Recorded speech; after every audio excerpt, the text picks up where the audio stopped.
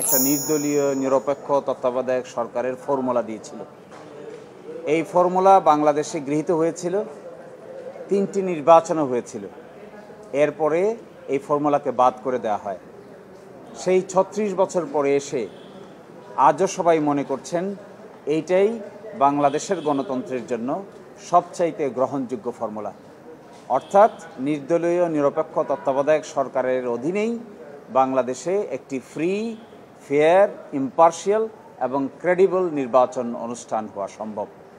আমরা দেখেছি যে প্রক্রিয়ায় এই তত্ত্বাবধায়ক সরকারকে বাদ দেওয়া হয়েছিল, এটি ছিল একটি কমপ্লিটলি পূর্ব পরিকল্পিত ডিজাইনের আলোকে, এবং তখনকার দিনের সংসদের যে কমিটি ছিল, এই কমিটিও তত্ত্বাবধায়ক সরকার বাদ করতে চান নাই।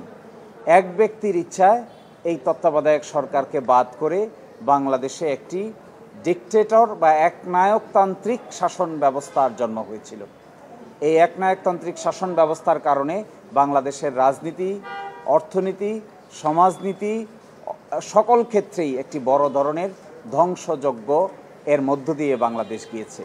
আবার আমরা এখন আলোচনা করে এটির প্রয়োজনীয়তা ফিল করছি যে যদি নির্বাচন ব্যবস্থাকে সঠিক নিয়মের উপর দাঁড় করাতে হয়, তাহলে আমাদেরকে তত্ত্বাবধায়ক সরকারের যে ফর্মুলা আছে, এই ফর্মুলার মধ্যেই যদি আমরা যেতে পারি, এটিই হবে আমাদের জন্য জাতিগতভাবে সবচাইতে গ্রহণযোগ্য মাধ্যম। এই ক্ষেত্রে আমরা এটা বলেছি যে ইতোমধ্যে ঐকমত্য কমিশন এবং সংস্কার প্রক্রিয়ার মধ্যে তত্ত্বাবধায়ক সরকারের বিধান নিয়ে জুলাই চার্টারে একটি নতুন বিধান নিয়ে প্রস্তাব করা হয়েছে। আমরা এটা দেখিয়েছি আদালতকে যে আগামীতে আদালত যে আদেশেই পাস করেন না কেন, এটি যেন জুলাই সনদের সাথে কিংবা তত্ত্বাবধায়ক সরকার নিয়ে জুলাই সনদের যে আলোচনা হয়েছে এর সঙ্গে কনফর্ম হয়, মিল রেখে হয়। অন্যথায় টোটাল রিফর্ম প্রক্রিয়াটা অনেকটাই নষ্ট হয়ে যেতে পারে, রিফর্ম প্রক্রিয়াটা অনেকটাই ক্ষতিগ্রস্ত হতে পারে। এই জন্যই আজকে আমরা সাবমিশন রেখেছি যে তত্ত্বাবধায়ক সরকার বাতিল প্রক্রিয়াটা ছিল অবৈধ।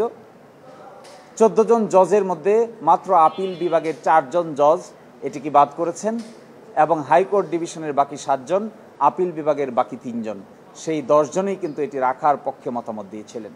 আর আমি এটাও বলেছি তৎকালীন দিনে মাইনরিটি জাজ যারা ছিলেন 3 জন যে মতামত দিয়েছেন, আজকে 11-12 বছর 14 বছর পরে এসে মনে হচ্ছে এটিই হলো সঠিক মতামত, মেজরিটি সঠিক মতামত না।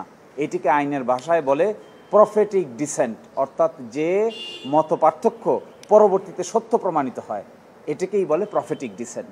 আমরা এটাও বলেছি আদালতকে যে মাইনরিটির মতামতকে, অর্থাৎ অল্প সংখ্যক বিচারকরা যে মতামত প্রকাশ করেছিলেন, এটাই আজকের দিনে সবচাইতে বেশি সত্য মনে হচ্ছে। এই জন্য এটাকে আমরা প্রফেটিক ডিসেন্ট বলতে চাই।